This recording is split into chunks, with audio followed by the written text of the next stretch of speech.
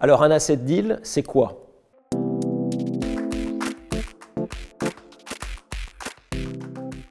C'est une transaction qui cible des actifs ou une activité en particulier d'une entreprise par différence avec ses parts ou ses actions. Donc la plupart du temps, c'est une transaction qui prendra la forme d'une cession de fonds de commerce qui sera rémunérée en cash et non pas en titres, parts ou actions. On peut en retenir 5. La première, c'est que le passé n'est pas repris. Autrement dit, les dettes de l'activité cédée ne sont pas transmises au repreneur. Historiquement, c'est une technique, la cession de fonds de commerce, qui est plutôt adaptée au commerce de proximité. On l'utilise aujourd'hui pour des opérations dans les grands groupes, ce qui fait qu'il y a un formalisme assez lourd à respecter, formalisme qu'on ne pourra pas éviter. La deuxième spécificité, c'est la nécessité de lister précisément les biens transmis. Alors ça peut être des biens corporels, évidemment des meubles, des ordinateurs, et puis des éléments incorporels, marques, brevets et évidemment la clientèle. Il faudra prendre le soin de valoriser différemment ces éléments d'actifs et de les lister précisément dans l'annexe à l'acte de cession, parce que si on n'est pas complet, eh bien on risque une reprise incomplète ou une transmission incomplète de l'activité au repreneur. La troisième spécificité, c'est sur les contrats. Alors les contrats, contrairement à une idée un peu reçue, les contrats ne sont pas transmis automatiquement avec l'activité cédée. Ils ne sont transmis que si les co-contractants sont d'accord. Le seul cas où les contrats vont être transmis automatiquement, c'est le cas particulier sur l'apport partiel d'actifs qui, lui, obéit à des règles différentes et il y a un effet de transmission à la fois du passé et des contrats. La quatrième spécificité, c'est le sort des salariés. Alors c'est un article du Code du travail qui est bien connu des praticiens, qui dit tout simplement que les salariés suivent obligatoirement l'activité cédée.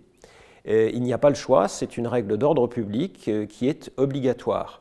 Alors en pratique, ça peut aboutir à des situations parfois un peu délicates puisque certains salariés sont à cheval sur plusieurs activités et il faut donc déterminer s'ils vont suivre ou pas l'activité cédée. Ça peut être parfois une tentation pour le vendeur de l'activité de charger un peu la barque.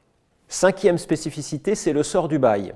Alors le bail, qui est très souvent un bail commercial, est en principe transmis automatiquement avec l'activité cédée dès lors qu'il n'y a aucun changement dans cette activité. Il faut néanmoins faire attention à la façon dont sont rédigés les baux et en pratique et souvent, il faudra se préoccuper de la signature d'un avenant et donc aller voir le bailleur pour obtenir son accord.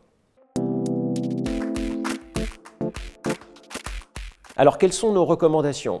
On peut en retenir deux recommandations fortes. La première, c'est de se préoccuper de ce qu'on appelle dans le jargon le cut-off. Ça signifie qu'il faut gérer l'avant et l'après. Il y a des opérations qui sont en cours au moment de la cession et il faut pouvoir les gérer. Par exemple, des factures d'acompte qui ont été émises avant alors que les travaux seront exécutés après. De manière plus générale, les travaux en cours. Et donc, il faut répartir pour tout ce qui concerne l'activité en cours au moment de la cession, l'avant et l'après. La deuxième recommandation, elle est en matière sociale. C'est que comme on reprend des salariés, il faut pouvoir auditer avant l'opération les conditions de reprise des salariés. Ils ont des droits acquis, ils ont des spécificités, il va falloir les intégrer à un autre employeur qui va être le repreneur, et tout cela nécessite un certain nombre de précautions à prendre. Une remarque pour terminer, en matière fiscale, la cession de fonds de commerce, elle est assez lourde. Alors elle est assez lourde sur le plan juridique, au plan des formalités, mais sur le plan fiscal, les droits d'enregistrement sont plus élevés que ceux d'une cession de parts ou d'actions, ce qu'on appelle un share deal, et donc là encore, il faudra arbitrer selon les situations sur le coût fiscal d'une telle opération. En conclusion, l'asset deal, c'est un type de transaction qui touche à beaucoup de domaines du droit. Et donc, il est très important de se faire bien accompagner et bien conseiller pour réussir ce type de transaction.